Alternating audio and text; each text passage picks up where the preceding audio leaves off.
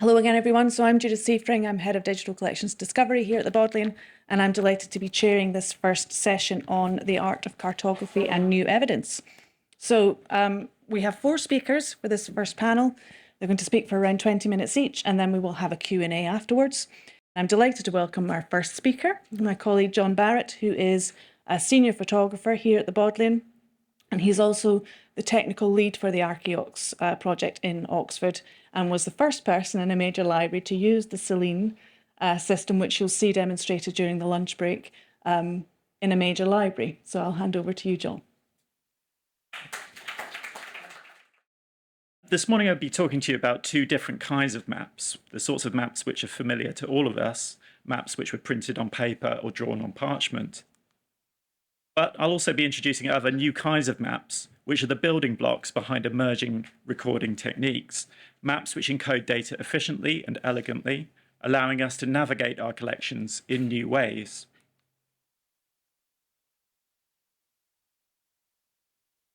We'll see examples of how advances in imaging technology allow us to record our collections material more faithfully than ever. And we'll also see how through creating new kinds of representations, we're able to reveal information which has been lost for centuries. So while many of the recordings which I'll be sharing are not captured from maps, in each case, the surface of these amazing originals has been mapped using exciting new technology pioneered here at the Bodleian Library. Though we might debate whether what we see here is a map or a diagram, this original 1933 edition of the Harry Beck tube map is truly historic. It changed the way in which we navigate cities throughout the world. Harry Beck was a technical draftsman who joined the London Underground in 1924, and what Beck realised is that a map doesn't need to be geographically accurate. Presenting complex information in a way which is easily understood is at the heart of his design.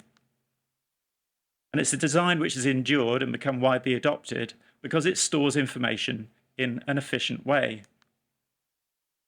Likewise, the 3-dimensional surface of our cultural heritage collections is often complicated. Creating a representation of the complex surface of a painting, for instance, is extremely challenging. This image, recorded from one of the Bodleian's Elizabethan portraits, is not a conventional photograph. Instead, it's a combination of both a colour image and a shaded render.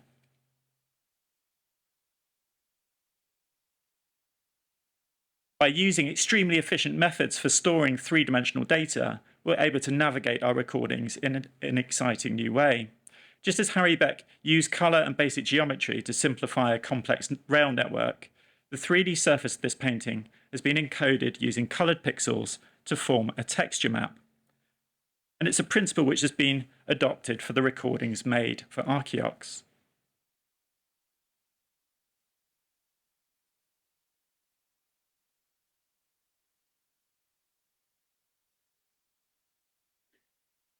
ARCHIOx, the analysis and recording of cultural heritage in Oxford, began in January 2022. The project has been funded by the Helen Hamlin Trust, and the aim of the project has been to record originals from across Oxford University's institutions using prototype recording technology created by the Factum Foundation. And here we can see some of that technology in use. This recording system is named the Selene, and it was developed by Jorge Cano, who we can see briefly in this video. What makes the recording system unusual is that it acquires 3D data through the capture and processing of just 4 photographs, using a principle called photometric stereo. The recordings which it makes serve 2 purposes. Firstly, discovery. We can take an original which is difficult to photograph, like this corroded 18th century printing plate, and through recording its surface, we can reveal its engraved design. This image is called a shaded render. It's similar to making a plaster impression of the surface and then relighting it with a torch. This introduces shadows and highlights to reveal the surface without the distraction of its colour.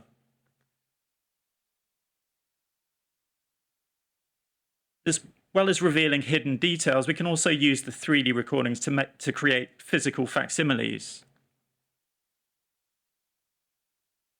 The render from this printing plate was generated using a depth map which stores relative height data at each pixel. And using this file, it's possible to view the render, not just from above, but from any position. Now we can move over the surface of the recording, we can zoom in and explore every engraved line. And we can also use this file to create a physical facsimile. This is a 3D printer laying down incredibly fine layers of resin and over time building a replica of the plate, which can then be used to create new prints, in this case 315 years after the originals were made. But that's not all. We can also make detailed measurements from the recording. We can relight the render from any direction or height. We can capture large originals in their entirety at up to 4 million pixels per square inch. And the recordings are also extremely quick to make. The capture and processing of an A5 size tile takes little more than a minute. This is a theory behind photometric stereo imaging, but now let's take a look at some of the recordings made with the Selene, starting with a map from an Arabic manuscript known as the Book of Curiosities. It's a late 12th century copy of an Egyptian manuscript compiled almost exactly 1,000 years ago, consisting of 23 maps and diagrams. As well as maps, the manuscript also contains depictions of what we might encounter in these territories. This example being the wak-wak tree, whose branches or fruits became heads of men, women, and monstrous animals. The render of the surface reveals the microtopography of the page, with its thousands of tiny creases. Combining the render with the color image to make this composite allows us to see the painted page in a useful way.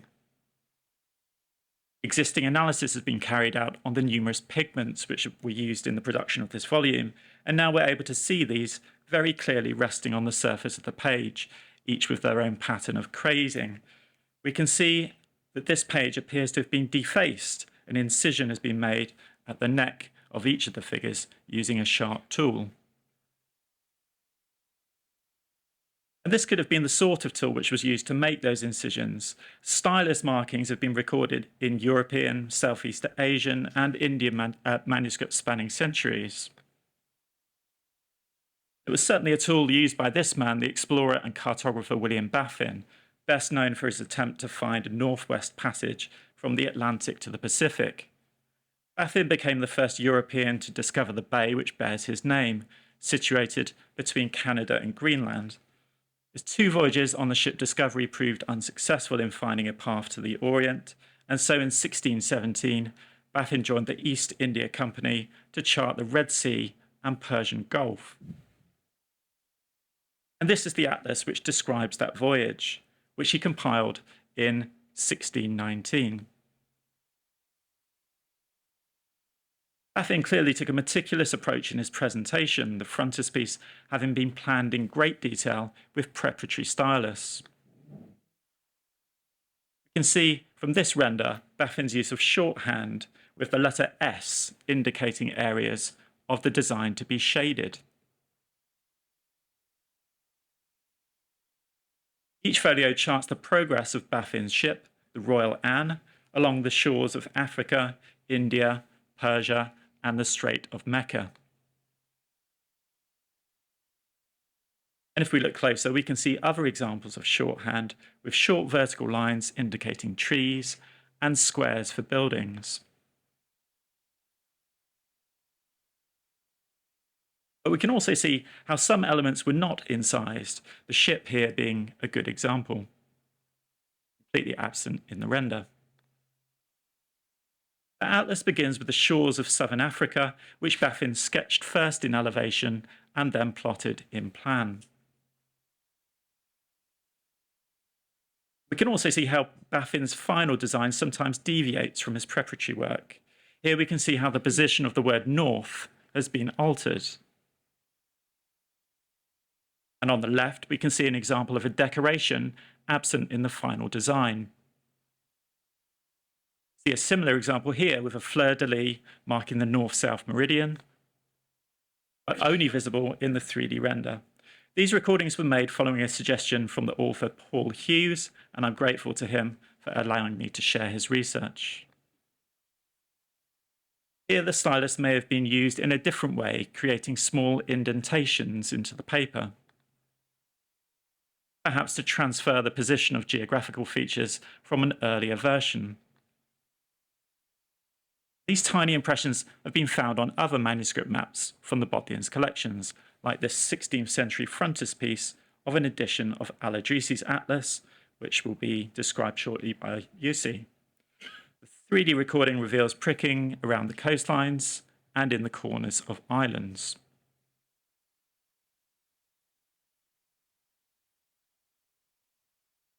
Also originating from the mid-16th century, we have an example of a beautifully decorated Portoland manuscript atlas, which was collected by Francis Dowse. Each of the 8 maps are skillfully decorated with illuminated text and vibrant pigments. With the colour removed, we may begin to get a better understanding of the processes which the artist used. From this oblique view, we can see the undulations in the thick parchment on which it was painted.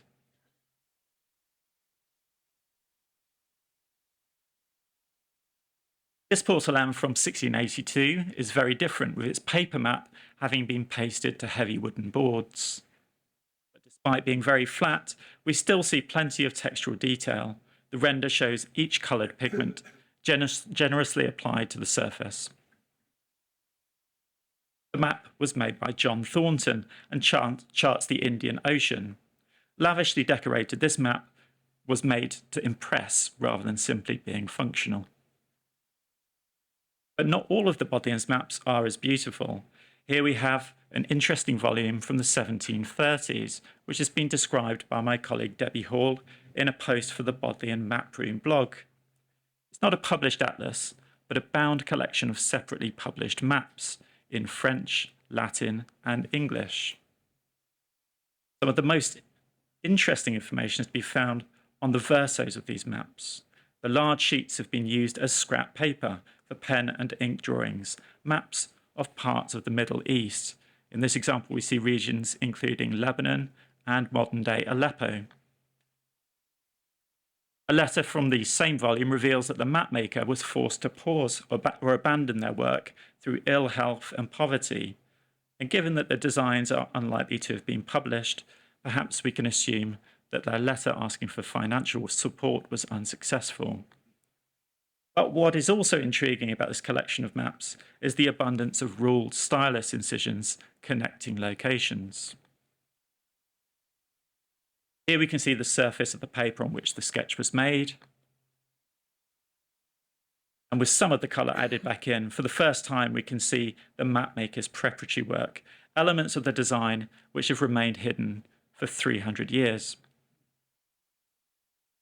Here we have a considerably older manuscript. In fact, this is the Bodleian's earliest map, dating from the 11th century.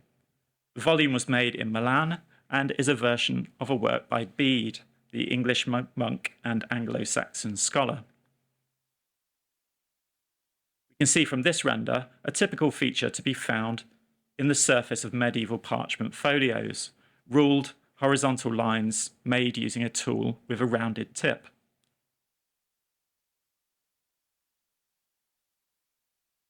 The lines of text on which they sit comprise lists of territories from Asia, Europe, and Africa. From the same manuscript, we have a wonderful example of 11th century needlework, the parchment clearly having been extended rather than repaired. But throughout the centuries, we have attempted not only to map the earth, but also the heavens. The volume we see here is from the collections of the History of Science Museum. Though the manuscript came to the museum from the Radcliffe Observatory, it is in fact significantly older. At least some of the devices were likely to have been created in the 1550s. The album is one of the most precise surviving sets of its kind. With the colour removed from the 3D recording, we can see how each and every line was meticulously incised, and is perhaps the most extensive example of preparatory stylus recorded for ARCHIOx. The manuscript represents a graphical and geometrical approach to astronomical problem solving. There are 7 instruments, including a standard astrolabe and related planispheric projections, many still not fully understood. By isolating each component, it's been possible to produce an animation, giving us a sense of how the astrolabe might operate. The animation we see here was produced by my colleague Dylan Schermacher, and we can see while the Reti turns that we can blend from the color to the 3D render. And among the other folios from the same manuscript, we find examples of calendar scales and volvelles, both planetary movements and for astrological medicine. The description of this manuscript, which I've just shared, was provided by Stephen Johnston, Senior Research Curator from the History of Science Museum, and I'm grateful to him for allowing me to share his research and for his assistance in recording this incredible manuscript. So far, we've looked at 3D recordings which have captured the texture of mostly flat material, but it's also possible to make 3D recordings from originals which are far more volumetric. This celestial globe, for instance, which was made by John Senex in 1728. Senex was a prominent cartographer, astrologer, and geographer to Queen Anne. Here, Senex has mapped the stars according to the zodiac. The globe was recorded using a different method of 3D acquisition called photogrammetry. While the Selene acquires 3D data through capturing images illuminated from different angles and with the camera in a static position, photogrammetry is a technique which works in the opposite way. In the case of the books and manuscripts which have so far been captured for ARCHIOx, each binding has been photographed between 150 and 300 times, and the images aligned in software. Resulting recording can be navigated and relit by the end user as if turning the original in their hands. Here we can see one of the Bodleian's treasures, a silver and ivory bound manuscript from 12th century Constantinople. The recording was produced using this software.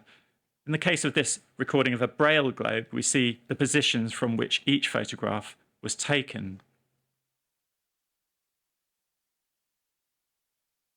And this is how the model is constructed, a wireframe model or mesh containing 500,000 polygons onto which a number of image maps are projected. Just as with the recordings made with the Selene, these maps encode color and texture, allowing us to create extremely realistic models which can be published and explored online. We can even simulate how the light interacts with the surface of the original, taking into account whether the surface might be rough or metallic. In this model, we can see how the line between the physical and the computer-generated can become blurred. What might at first appear to be a computer-generated elevation map is in fact a physical relief map of Mont Blanc, recorded using photogrammetry. Advances in technology allow us not only to be able to create virtual 3D maps, but we're now able to map the physical 3D map. Here we have another landscape. GIS software allows us to fly over the surface of this Selene recording, and when navigating these high-resolution recordings, it's easy to lose our sense of scale. What might at first look like a desert canyon is in fact a small fossil, which can be held in the palm of a hand. And this is one of dozens of specimens which were recorded at the Oxford University Museum of Natural History. Fossils make incredible candidates for photometric stereo recording, and by being creative with the renders which we make, we can create representations which are both informative and also beautiful. This collection of fossilized leaves appear to have a flat, uniform surface. But the render allows us to see the topography as it truly is. Even the delicate veins are visible. The 3D renders may even aid researchers in their work to identify given species. Here we have a tiny fossilized wasp, barely visible in the color image, but seen with amazing clarity in this heat map render. well as recording specimens from the museum's Earth collections, examples from their Life collections are equally fascinating and beautiful. Wing from a small African bird, to the scales of a Ulysses butterfly. Being able to create these recordings in a matter of moments is transformative. Recordings are often made in the presence of curators, researchers, and students who benefit from almost immediate results, and then guide me in how to present the recording in the most meaningful way, as was the case in the recordings which were made from the drawings held at the Ashmolean Museum. As we saw earlier, perhaps the most exciting application for photometric stereo imaging is that it allows us to understand the processes of an artist. By using these recordings, we can turn back the clock to the day that the artist made his drawing, like this work by Giulio Romano. Here we can see his stylus markings and how they guided him. The render reveals lines for perspective, gridding, and deeper incised outlines for tracing his design to another sheet.